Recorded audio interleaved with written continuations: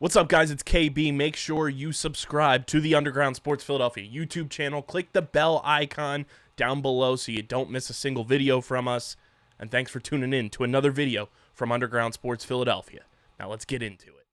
Philadelphia, baby, you're going to love it. Best sports fans in the world. Actually, the worst, but that's what makes them the best. What is going on, everybody? Welcome into episode number 675 of Underground Sports Philadelphia, presented by the city of Vineland. It's your boy KB coming at you solo dolo, because that's what this show has really turned into, is my own solo Philly sports podcast, talking all things Philly sports, the business of Underground Sports Philadelphia from time to time, and a whole lot in between.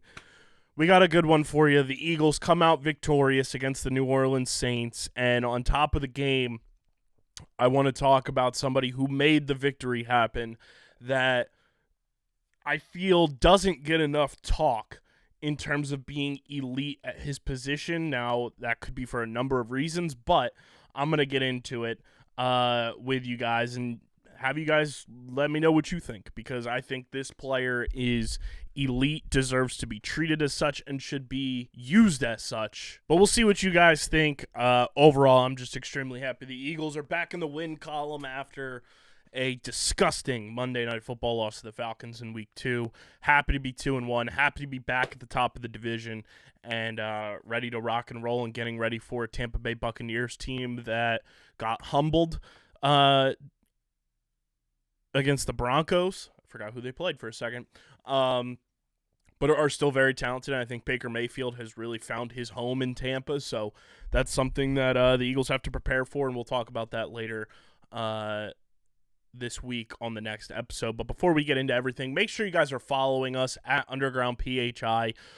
Across the board on all the social media platforms, we are there. When you follow us, it really helps us continue to grow, helps us do more dope stuff with and for you guys and interact with you all. You can follow me on Twitter at KBIZZL311 and on Instagram and Threads at KBIZZLE11. Subscribe to the podcast feed on Apple, Spotify, or wherever you get your podcasts in audio form. Leave a 5-star rating and review. It goes a long way for helping the show continue to grow, helps more people find Underground Sports Philadelphia, allows us to continue taking this thing to the moon where we want to take it, meet up with the aliens, do a podcast with them one day. So keep subscribing on Apple and Spotify and leaving those 5-star reviews. And, of course, subscribe to the Underground Sports Philadelphia YouTube channel, youtube.com/@Underground Sports Philadelphia. We are oh so close to 900 subscribers and extremely close to 1,000 subscribers. So when we get to 1,000 subscribers, it's time for us to unveil the plaque chase, and we will also have a ton of our milestone events occurring, from me watching season 1 of Game of Thrones to a whole bunch of other stuff that hasn't even been conjured up yet across the network. So subscribe to the YouTube channel. That is where you get full video episodes of this show. We're almost back to twice a week, every single week, and on point. I'm very excited about that. It has me geared up and ready to go and push forward. You get full video episodes of every show on our network, clips, shorts, live streams, original video content. It's all on our YouTube channel. It's youtube.com/@Underground Sports Philadelphia. Leave a like on the video, drop a comment down below, and click that bell icon so you know whenever new videos go live. And ladies and gentlemen, this show, of course, is presented by the City of Vineland, and the City of Vineland Municipal Calendar features city-organized, city-sponsored, and city-affiliated events that are of public interest. The calendar, which is accessible at vinelandcity.org, is a good way for residents and visitors to build awareness, remain engaged with city government, and participate in local events. You can also follow the City of Vineland on social media via their Facebook, Instagram, LinkedIn, and YouTube pages.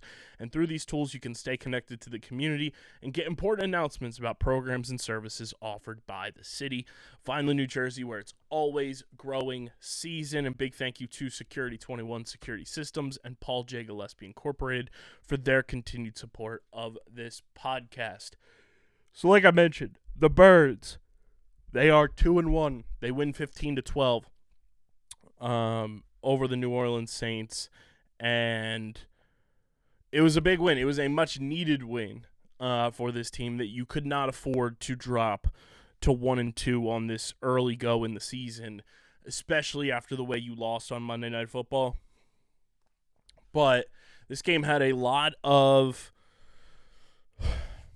head-scratching moves, a lot of weird decision-making, and it got physical across the board. But inevitably, the Eagles scratch it out, win 15-12, and, I think when you look at the way that everything kind of unfolded for this team, the defense really stepped up in so many different aspects. This is a defense that I was questioning them big time coming into the season. I was questioning them after the Green Bay game. I was questioning them after the Falcons game because the defense was suspect. There was a lot of things that they weren't sitting right with me about the defense. And Vic Fangio and this defense, while they still have to clean some things up for sure, took a step forward in my book in terms of me trusting them being out on the field. Now, here's where I was thrilled. They kept the Saints under 50% on third down, and they kept them 0 for 1 on fourth down. So overall, on those third and fourth down opportunities, under 50% combined.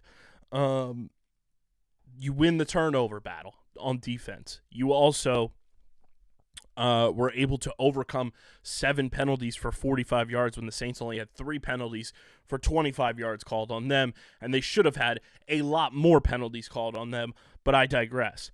You did a great job containing the running game. Alvin Kamara to start this season has been like Ghost Rider. He has been flame on, going through defenses left and right, and the Eagles held the Saints rushing to 89 yards on 29 attempts. They held Derek Carr passing 14 of 25 for 130 yards and 1 touchdown. They won the time of possession battle and got the ball back for the offense in a timely manner. Won the time of possession 32 minutes, 15 seconds to 27 minutes, 45 seconds. They were dominant on the defensive side of the ball in this game, and they only got 1 sack. Or they had 4 sacks. They had 1 interception. They had 2 pass breakups. It's one of those things that they came to play, and that was exciting across the board. Where, let's see here. Did I read this box score correctly? I might not have. I do want to get this correct, though. Derek Carr threw an interception. The Eagles only had 1 sack. I'm sorry. The Saints only allowed 1 sack. But you still were dominant on the defensive side of the ball like that. And it's one of those things that gives you confidence as a team, knowing your defense can go out there and make a stop. And you held them to 12 points. This team has done a great job outside of opening week, which is in a weird neutral site thing, so I kind of put that to the side as an outlier. But games played in the United States, you've held opponents to 34 points through 2 weeks. That's pretty solid, in today's NFL. In today's NFL, when you're holding opponents to 17 points per game on average on games played in the United States, and overall, I'll even do the overall math. You add the 29 points in there from week 1. You divide 63 by 3. You're holding teams to 21 points. That is, incredibly good for today's day and age in the NFL when teams are putting up anywhere from 28-plus points per week.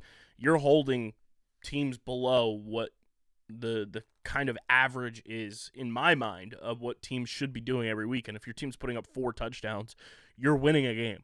And you're holding them below that, so that's a solid positive there. Jalen Carter was a game wrecker on the defensive side of the ball for the Eagles in this game. It was phenomenal to watch. It's amazing what happens when a player of his caliber isn't being held and isn't catching double team holds from offensive linemen and is able to showcase his talents. And I want every single person who has ever spoken ill on Jalen Carter's play on the field and said, oh, he's a bust, he's overdrafted, blah. Shut the hell up.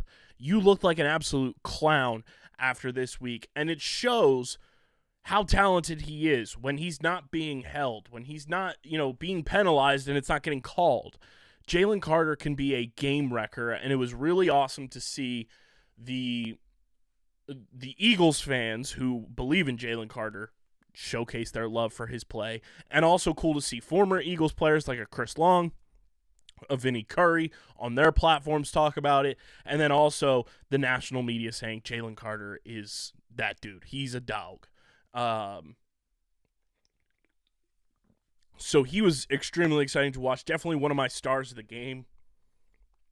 And while Saquon Barkley did his thing, and I love Saquon Barkley. 17 carries for 147 yards, 2 touchdowns, averaged 8.6 on the ground.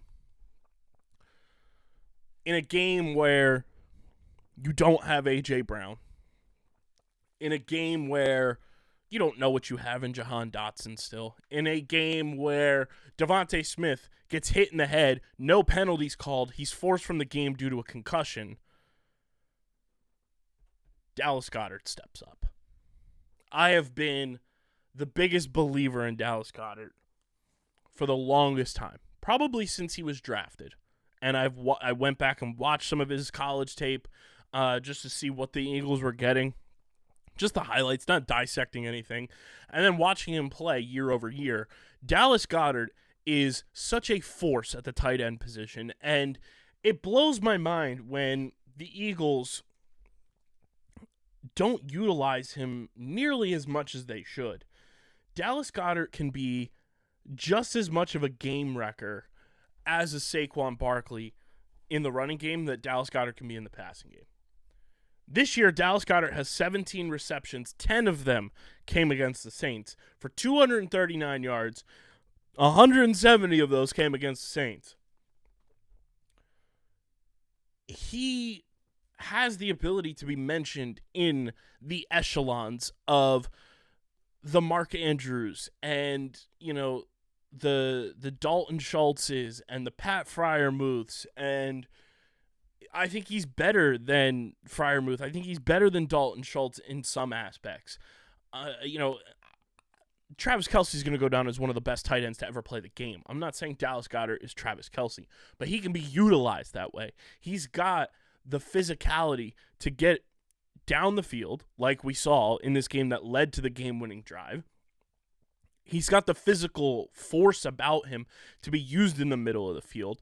I just don't understand why the Eagles don't use him more than they do, because he is a force. He is a guy that should be year in and year out anywhere from 800 plus yards receiving. Like anywhere from 800 to 1,100 yards receiving, Dallas Goedert should be there. And of course, I understand he's on a team with A.J. Brown and Devontae Smith and now Saquon Barkley.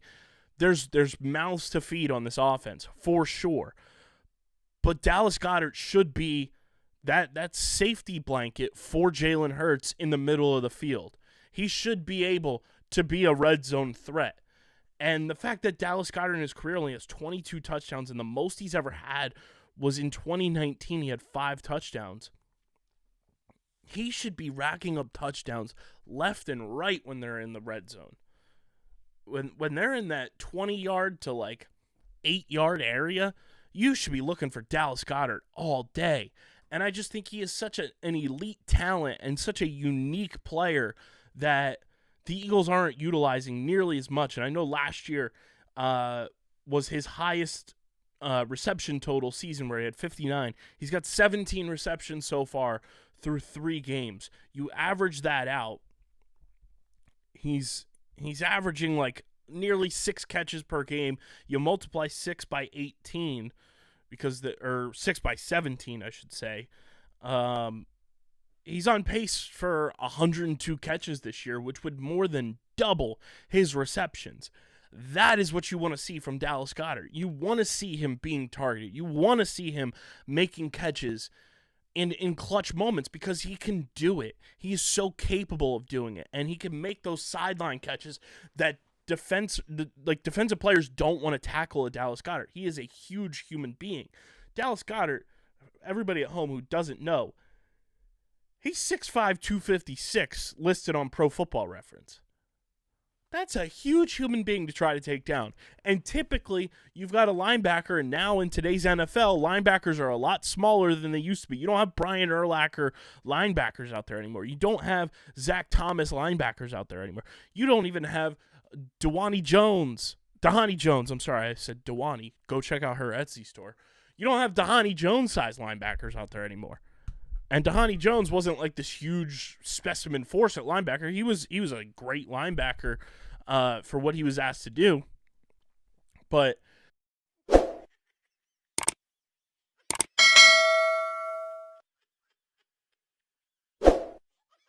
at the Vineland Municipal Utilities, we understand that when our business community thrives, we all win. As a not-for-profit utility, our reliability, lower cost of operations, and flexibility in meeting customer needs make doing business in Vineland beneficial to your bottom line. What's more, we are able to do so while maintaining our commitment to environmental stewardship. We look forward to helping you achieve your business goals now and for years to come. Vineland, New Jersey, where it's always growing season.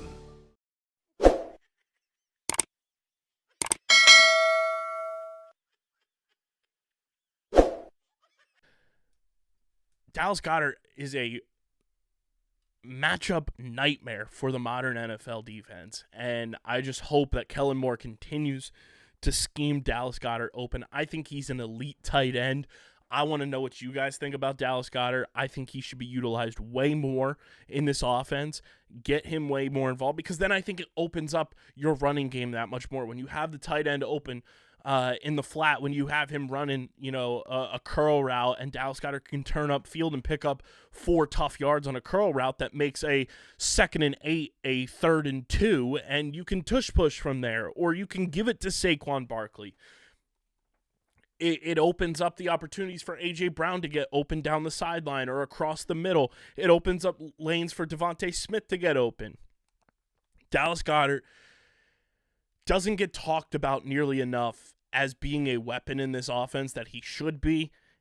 His talent speaks for itself, and I just think they need to utilize him more, and it's awesome to see that Kellen Moore got him utilized in a game where you needed to use him, where you didn't have your number 1 and number 2 options on offense in the receiving game. You truly, truly needed that win, and Dallas Goedert helped you get there.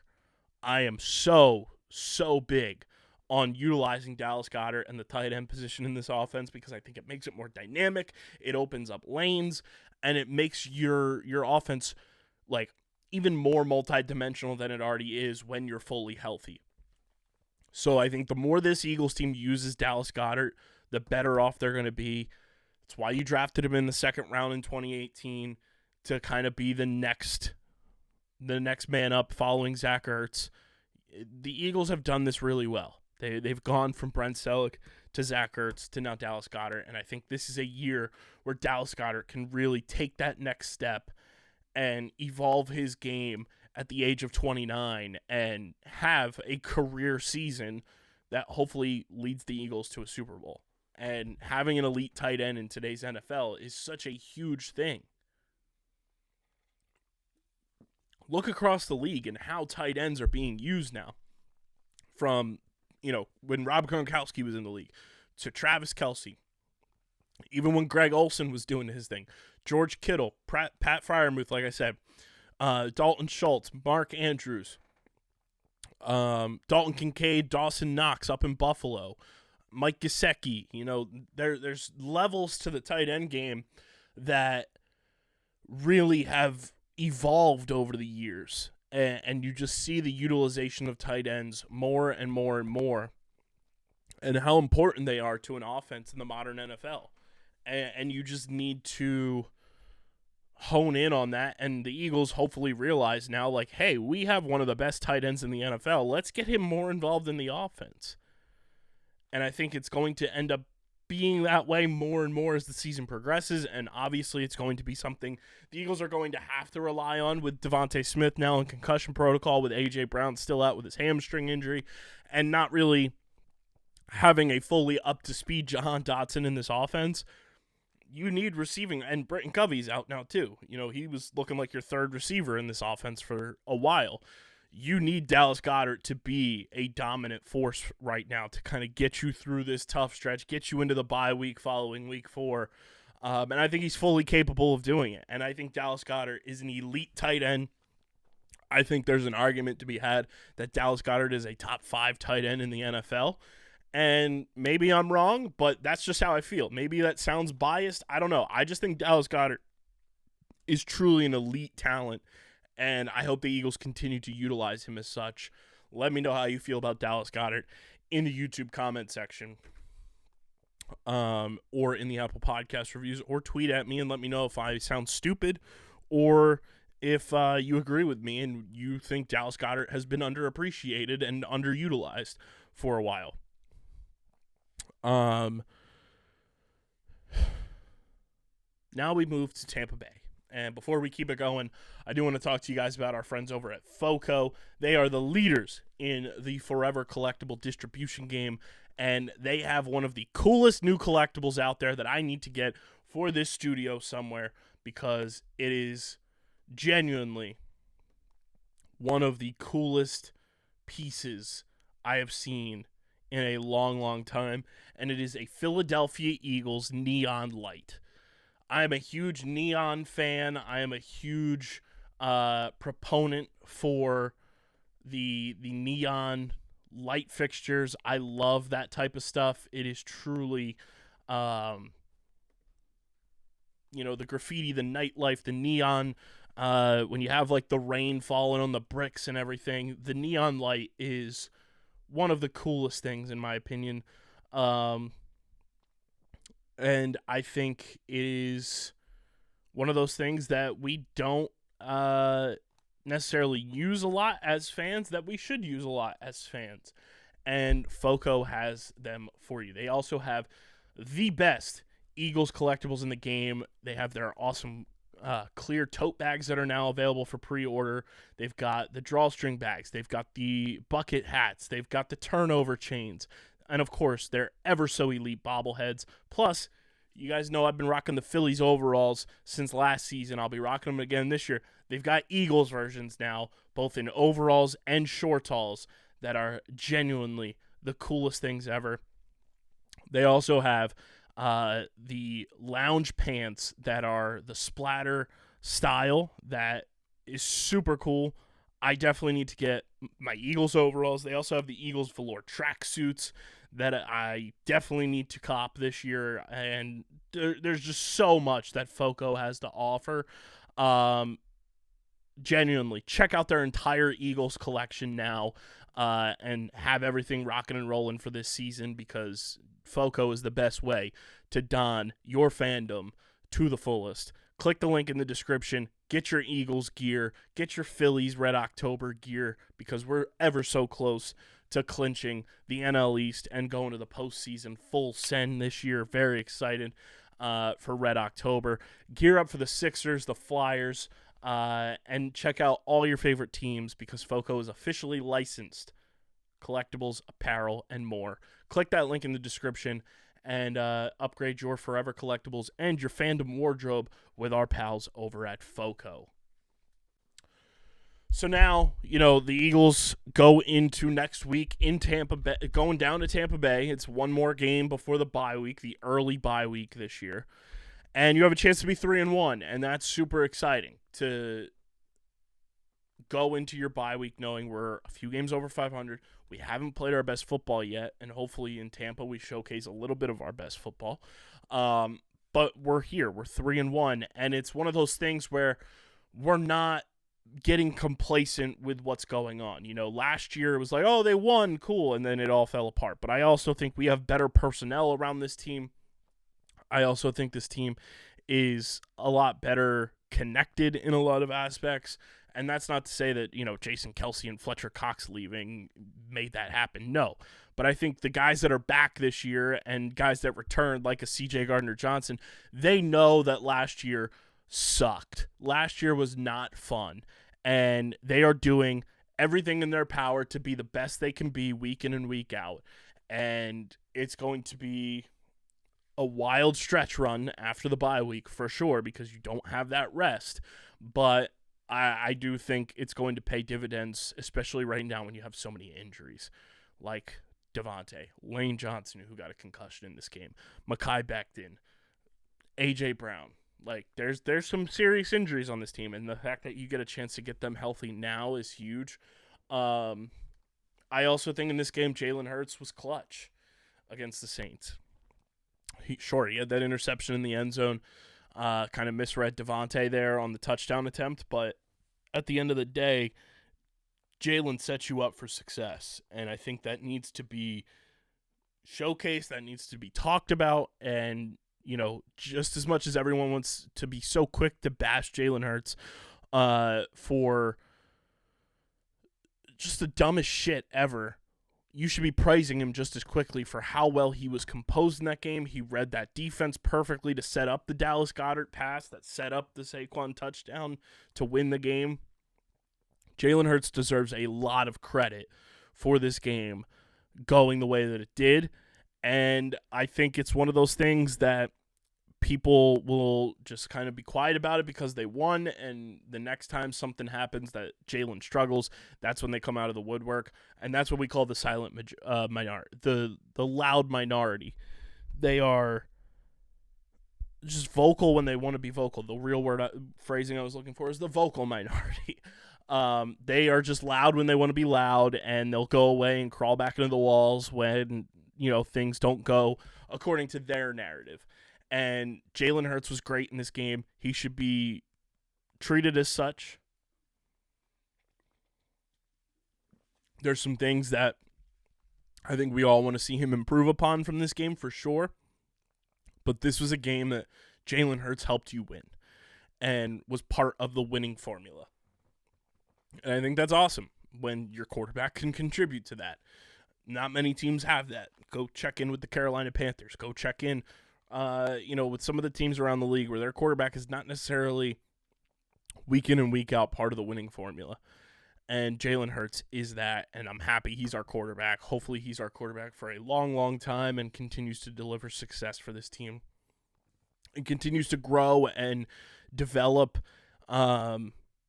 and just get back to the Jalen Hurts we know. And I think we've seen a lot of that showcase so far through 3 games. There's been some mistakes for sure, but I also think that's rust and growing pains of a new offense and not playing in the preseason. I think the preseason is extremely important, guys. When players are not playing in the preseason, you are just setting them up for September to be a grind. And these first 4 games of the season, I think, are going to be a grind for the Eagles. And we've seen the highs, the lows, and the in-betweens. So let that be known. The preseason is kind of important for players to play in, but who knows if they ever will play in it again.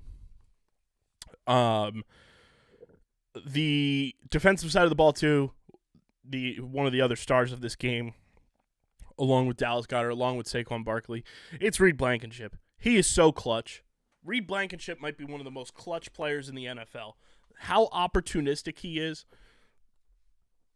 The Eagles have won 2 games this year, right? They're 2-1. What do those 2 wins have in common, everybody? What are the 2 wins that the Philadelphia Eagles in 2024 have in common? Oh, it's Reed Blankenship getting a game-sealing interception. That dude can ball.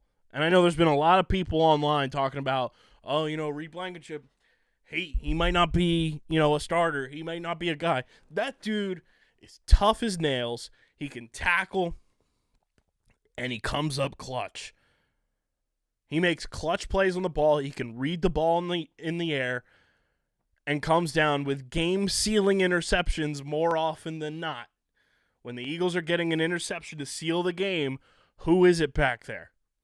The last 2 seasons, it's been Reed Blankenship.